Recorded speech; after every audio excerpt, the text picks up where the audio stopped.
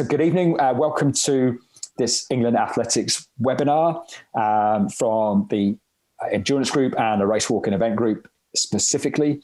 And I know everybody on here, I think. My name's Andy Drake, and my current role is manager of the Leeds Talent Hub.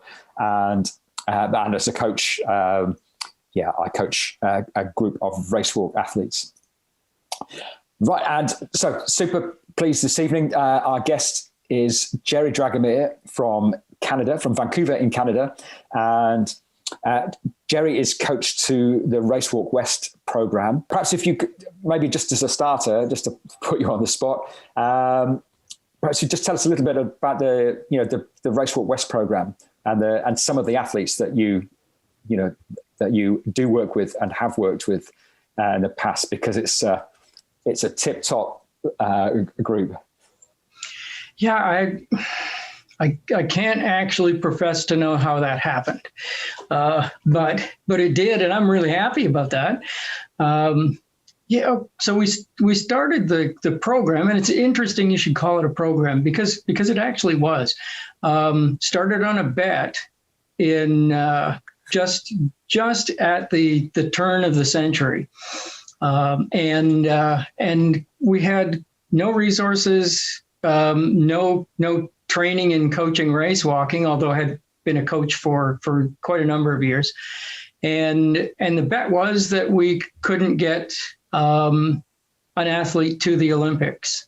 And then as the evening wore on, it was a medalist at the Olympics. And so that's where we started, and it took 10 years to get a junior that would sort of meet the grade, and that was Evan. And then immediately after that, Inaki and Ben came along, and then things really started to roll. We did a lot of development of our program to get it to where it is. I mean, it wasn't just a magical thing. We worked really hard to get it there. But we've got lots of medals and lots of awards to prove that I won the bet. And the dang thing was so long ago, I forgot what we bet on or for. So I've never collected, but I've had a good time. Cool. So, that probably leads us right. That'll lead us into some of the questions. So, you've been coaching for some time, and it is a super sort of success story with that, particularly that group of three, Ben, Inaki, and Evan, and some fantastic success in the world race walking team champs, and obviously. A world championship medal, and an Olympic fourth place, and so on, and some other, top sort of finalist level performances, which just outstanding. So I guess, how did you get into all of this, and sort of, what's your background in athletics, and how did you get into the coaching, and what sort of education did you go through? Yeah, well, in athletics, I had zero background.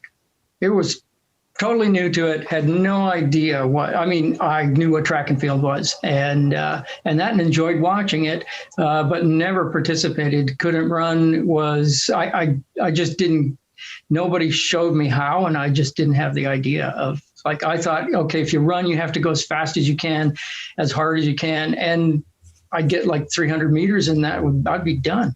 And so I hated that. But I did get, I wanted to do something that I could be the best in the world at. And of all things, I picked race walking, never having done it before, only having seen it a couple times. And I do have, I don't know what, I think it's an affliction. I cannot stop learning. And so whatever it is that I go at, it's got to be the full thing. And so I went, took me 15 years, and I won the world championships, and 45 minutes later, that was the end of my competition career. And the guys were getting good, and they were sucking up all my time. So I had no time to train. and we moved on. But right now, I've done all I can in coaching education. I'm completing a master's and trying to convince somebody to take me on as a doctoral student to continue the work that I started on the master's. Because I'm attempting to sort of create an entire I call it performance enhancement program, but it's a fully integrated training program using now. Your work in athletics pays you a decent living wage. My work in athletics pays me $3,000 a year, so I can't live off that. So in my real world, or my paying job is as an accountant. And what I've done is taken a lot of the discipline and processes that we use in accounting and applied them to coaching, and it really works. It works really well. So that's what I'm doing on sort of rebuilding this approach to training and performance enhancement. Yeah. Cool. Yeah, and we chatted about something for some of the people viewing the session this evening. Gerry came over to the European Race Walking Conference that we hosted a few years ago, and we chatted then about some of that approach that you'd taken, and still working on it. Still working, absolutely. Probably never finished. It's probably the same for everybody here this evening. You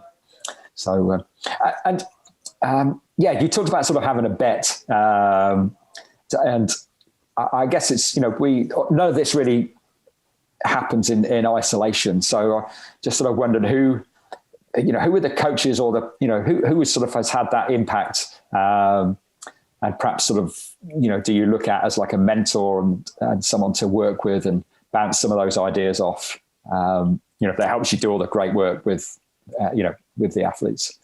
Mm-hmm. Well, I actually didn't have any like mentors that I could work with. You have to remember, this is in the days before infinite and ultimate connectivity. But who I modeled after and who I patterned after was Arthur Lydiard. Arthur was still alive when I was sort of in sort of the nascent stages of doing this, and I did get to meet him in New Zealand. There was a World Masters non-stadia competition, and this was just less than a year before he died, and I mean, I'd read his stuff and seen what he did, and being able to have all those amazing athletes from just a few kilometers around his house was incredibly efficient. And that really appealed to the accounting sense in me. So all of my athletes have come from just a few kilometers from around my house too. And it cut down on travel. I mean, it alone is worth it. But the work that Arthur did, sort of experimenting on himself, finding out what works, and then putting it into his program with his athletes, and not being afraid to do something that not everybody else was doing. I mean, I think he was the guy that invented jogging, and the concept of long, slow distance, based on experiments that he did on himself, and that was an eye-opener for me. So it was like, okay, you don't have to follow the form. You can find your own path and still be kind of successful. Cool. So you've talked like there, mentioned, how some of your professional work in accounting has sort of provided, a kind of a model to work by, and perhaps linked with some methodology there from Arthur. I just wonder if you sort of wrap that up any more in like if you could describe perhaps a particular, a philosophy that perhaps underpins all of that in terms of, working with with the athletes? If we've got this sort of the methods from Lydiard and from professional skills in accounting, what else sort of wraps around that? Yeah, philosophy. There are some things that are immutable, but most of it changes from time to time as the philosophy, I guess my philosophy is that the philosophy needs to fit the group. And so having something that's fixed and unchangeable, you may get lucky and it may work with the group of athletes you currently have. But if you get a new one, that philosophy has to be alter a little bit in order to accommodate the people you're dealing with. Because if there's one thing that I've learned, it's that as individuals, we each have our own way of doing things. In fact, and you know this, that you can give the same training stimulus to 5 different athletes, and you'll probably get 5 different responses. And giving that same stimulus to all of your athletes all of the time is only going to work for maybe 1 or 2 of them. The other ones go by the board. So you do have to be willing to accommodate each of us as individuals. I suppose that's my philosophy. Yeah. Cool. And what about, so, you've had, clearly, great success. Every coach aspires to work with somebody who gets a medal at, world champs at Olympics is absolutely top of the pile. So I guess next question really is just to think about, how has that expertise sort of evolved, and how have you, what are the things that you're kind of up to at the moment that are helping you to keep pushing and keep improving and keep learning? I'll admit it. I steal from everybody. If there's a good idea out there, I'm going to use it, and I don't care what field they're in. From just up the road, you guys, the Cynefin framework. Are you familiar with that? The Cynefin framework? Yes. Yeah. Well, that's part of my program, and part of the way that I work, but also the athletes are all familiar with how it works, because their decision making is just as important as mine in being able to maximize everything we do. So that's part of my program. I include anything that works, and am really quick to discard something that worked for somebody else but doesn't work for us, or doesn't work for us right now. It does make my athletes a little bit like, come on, Gerry, can we just stick with something for a while? But that didn't work. We need to do something that works. Certainly for stability and consistency in our program. Working with Brent Valance from Australia is, that was a golden moment for us when the guys connected with him. And connecting with you people, you've done, particularly in our earlier years, and you got a great setup there. It's just amazing. You've got all the stuff, the science, the people, the organization behind you. It's just the sweetest setup you got there. And it was really beneficial to us. We're not in the same situation, coming from a small population, really, really big country. We don't have those sort of resources. So that's made us go, and we're sort of like magpies. We go laying our eggs in everybody else's nests. And if you're pleasant, being Canadian helps, because if you're pleasant and if you're polite, and that we haven't gotten turned down by anybody. Cool. Oh, it's nice to hear that you've, that it's been a value when you've, because you've been over with the guys a couple of times here, but hopefully you pick up on it, but there's real value then for the athletes here in the training group here to meet, Inaki and Evan those guys. So it works.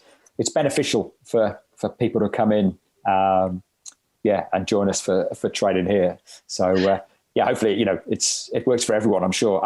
I'm sure Brent would probably agree with that sort of that setup they've got there with getting the big training camps going, linked to all the research at that AIS. So I'm sure it works for everybody. Yeah. And so, okay, back to philosophy, because there's little pieces of it all over the place. One of our philosophies, I guess because we're coastal, is that, and we see it every day, is that one of the philosophies is that the tide rises all the boats. And so you don't have to worry about giving your secrets away, because when you get together, and when we get together in these groups and do this work, everybody improves. And I mean, you just have to look at the race walk placings in Doha and count the number of people that were in the probably the 3 larger training groups that get together in the world. Yeah, it was all those people. Yeah. The top 10 across the board was pretty well all people that work together in training groups. And so, I've been fortunate enough to, like yourself and the guys, to sharing some of that with the programs and the research in Australia and some other, and we've been around to over the years to other training groups, for much the same reason. So, there's a theme there in terms of, the athletes are getting together and learning, but I guess as coaches, that's, that helps you learn and improve. And I just sort of, just wondered, it's one of the questions that, on here is that we talked about was, do you think we've really got a responsibility ourselves to keep that, that improvement? We do it, but do you think actually, we really do have a big responsibility to try and improve as much as possible? I guess it's a responsibility. I don't take it as a responsibility. I take it more as like, if I'm not improving, then I'm going to do something else because I'm not just not a kind of person who stands in place. It's always got to be getting better. It's always got to be improving. And that perhaps that rubs off on the athletes. I hope they take something from me, and I never can tell what they take or don't take from me. But that would be a good thing, because yes, continuous improvement it frees us up from having to be perfect. Because if you think about it, right. Yeah. If you're just okay with improving, then you don't ever have to be perfect, and you can realize you'll never get there, and then that whole can of worms, you can just leave that to the side.